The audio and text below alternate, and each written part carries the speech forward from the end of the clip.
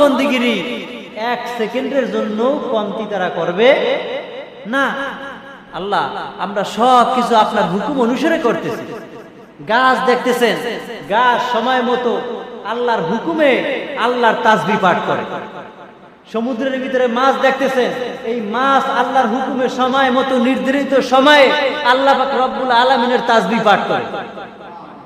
জঙ্গলার পশু পাখি প্রাণী যা দেখতেছেন, সারা দিন তারা খাবারের জন্য বের হয়, কিন্তু সব সময়ের জন্য আল্লাহর তাসবিহ পাঠ করে, কোনো কমতি নাই। একটা গাছের ফল দেখতেছেন, এই ফলটাও সব সময়ের জন্য আল্লাহর তাসবিহ পাঠ করে। একটা ফল যখন গাছ থেকে যখন ফুল বের হয়, এই ফুলটা তাসবিহ পাঠ করতে করতে করতে করতে ফুল থেকে ফল তৈরি হয়ে যায়।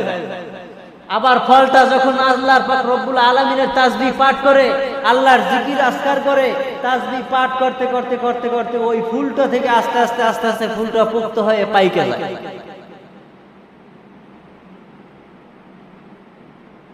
কিন্তু কোনো কিছুতে আল্লাহর ইবাদত বন্দেগীর কমতি নাই। সবাই সব সময়ের জন্য টাইম টু টাইম তাসবিহগুলো যথারীতিভাবে পালন করতেছে আল্লাহ।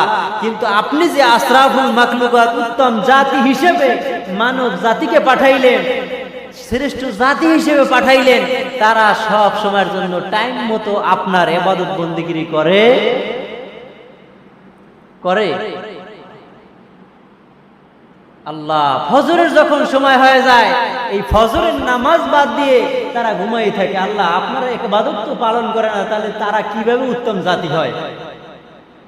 জোহরের নামাজের সময় হয়, নামাজ আদায় করে না, তাহলে তারা কিভাবে উত্তম জাতি হয়?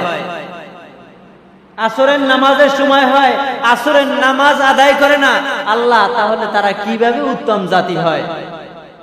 মাগরিবের নামাজের যখন সময় হয়, মাগরিবের নামাজ আদায় করে না, তাহলে তারা কিভাবে উত্তম জাতি হয়?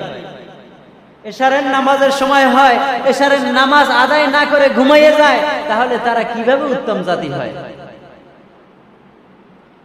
কেমন করে ঘুমাও তুমি, কেমন করে ঘুমাও তুমি, ফজর করে কাজা,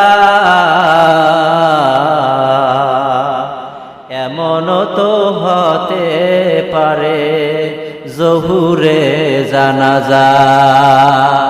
কেমন করে ঘুমাও তুমি, কেমন করে ঘুমাও তুমি, ফজর করে কাজা,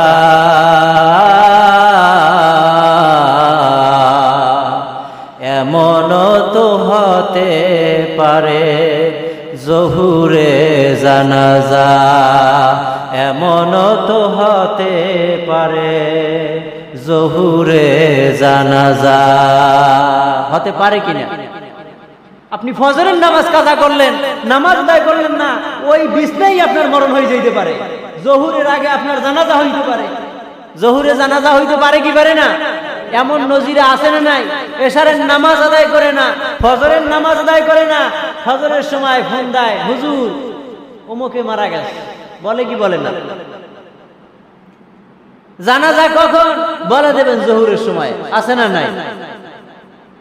হ্যাঁ, আপনার মরণ হয়ে গেছে ফজরে, জোহরের সময় জানাজা হয়ে গেছে, গ্যারান্টি আছে? নাই। এই জন্য আল্লাহ তাআলা আপনি যা কিছু করেন না কেন, শুরুতে একটা তিলাওয়াতে কারিমা তিলাওয়াত করছি, কিরামান কাতিবিন ইয়ালামুনা মা তাফআলুন। বান্দা তুমি ঘুমায়া থাকো, নামাজ আদায় করলা না, ঘুমায়া গেলা, তোমার সঙ্গে দুইজন ফেরেশতা আমি আল্লাহ পাক রব্বুল আলামিন লিপিবদ্ধকার দুইজন ফেরেশতা দিয়া দিলাম। কিরামান কাতিবিনা ইয়ালামুনা মা তাফআলুন। ভালো মন্দ উভয় সব কিছু আপনার আমার দুইজন ফেরেশতারা লিখতেছে। একজন ভালো লেখে, একজন খারাপ লেখে, মন্দ কাজ লেখে। আপনি এশারের নামাজ আদায় করলেন না, ফেরেশতারা লিখিয়া ফলাইলো। ফজরের নামাজ আদায় করলেন না, ফেরেশতারা লিখিয়া ফলাইলো। যোহরের নামাজ আদায় করলেন না, ফেরেশতারা লিখিয়া ফলাইলো। এতে আমার মাওলা পাক রব্বুল আলামিনের দেখারও দরকার নাই, লেখারও দরকার নাই। আছে আল্লাহর দেখার দরকার আছে? আপনি ফজরে কি করলেন, জোহরে কি করলেন, সারাদিন ভর আপনি কোন কাজ করলেন, আল্লাহ পাক রব্বুল আলামিনের দেখার দরকার নাই। আল্লাহ তাআলা মালাইকা তাতানাজ্জালু আলাইহিমুল মালাইকা, আমি আল্লাহ পাক রব্বুল আলামিন অসংখ্য ফেরেশতা পাঠাইলাম। প্রত্যেকটা ফেরেশতাদেরকে দায়িত্ব দিয়া আমি দুনিয়াতে পাঠিয়ে দিলাম।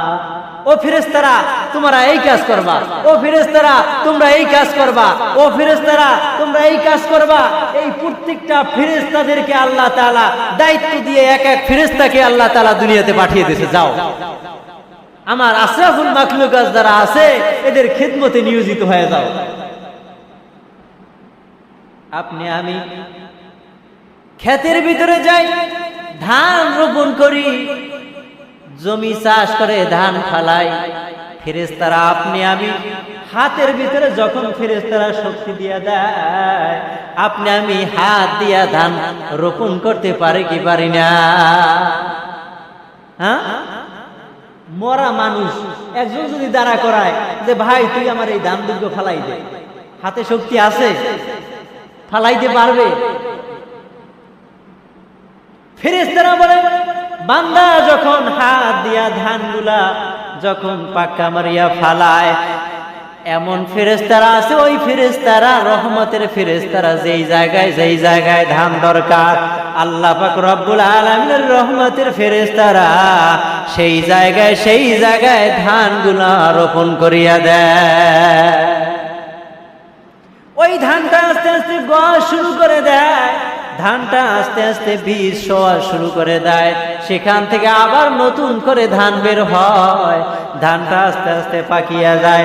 আপনি আমি ক্ষেতের কাছেও গেলাম না, আল্লাহ পাক রব্বুল আলামিনের রহমতের ফেরেশতা শুরু থেকে শেষ পর্যন্ত আপনার আমার এই খেদমতের কাজে নিয়োজিত আছে না না?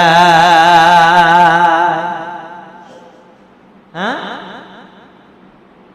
আল্লাহ পাক রব্বুল আলামিন আদম আলাইহিস সালাতু ওয়াস সালামকে যখন বানাইলেন, আপনারা আমাকে যখন সৃষ্টি করবেন, চারটা জিনিস দ্বারা সৃষ্টি করলেন। একটার নাম হলো মাটি, 2 নম্বরে পানি, 3 নম্বরে আগুন, 4 নম্বরে হইল বাতাস। আপনাকে আমাকে তৈরি করার জন্য এই 4টা জিনিস আল্লাহ পাক রব্বুল আলামিনের দরকার হয়েছে। 1 নম্বরে মাটি, 2 নম্বরে পানি, 3 নম্বরে আগুন, 4 নম্বরে হইল বাতাস।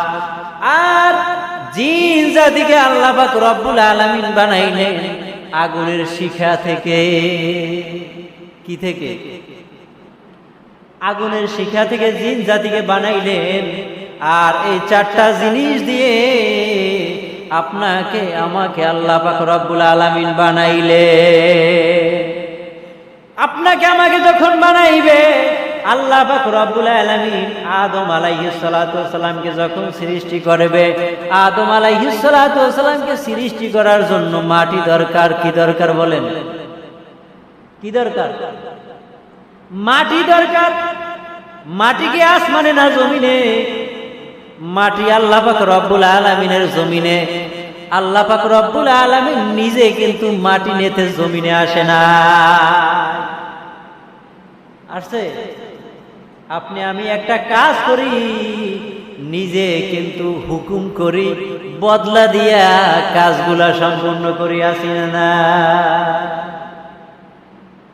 আল্লাহ পাক রব্বুল আলামিন হুকুম করলেন, ফেরেশতাদেরকে বদলা হিসাবে নিলেন। ও ফেরেশতারা, তোমরা কাজকর্মগুলো করবা। একজন এলাকার ভিতরে যদি 100 মানুষ থাকে, এই 100 মানুষের ভিতরে কে ভালো কাজ করে আপনি আমি দেখে বুঝতে পারি কি পারি না?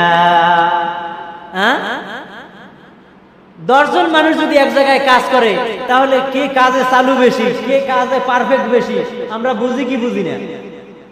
কে বদলা লইলে ফাঁকিবাজি করে, কে ঠিকমতো কাজ করে আমরা বুঝি কি বুঝি না?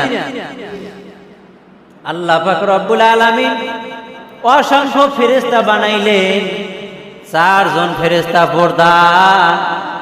এই 4 জন প্রধান ফেরেশতার ভিতরে 1 নম্বরে হইল হযরতে জিবরাইল আলাইহিস সালাতু ওয়াস সালাম, 2য় নম্বরে হযরতে মিকাইল আলাইহিস সালাতু ওয়াস সালাম, 3য় নম্বরে হযরতে আজরাইল আলাইহিস সালাতু ওয়াস সালাম, 4র্থ নম্বরে হযরতে ইসরাফিল আলাইহিস সালাতু ওয়াস সালাম। আল্লাহ তাআলা অসংখ্য ফেরেশতা বানাইলেন।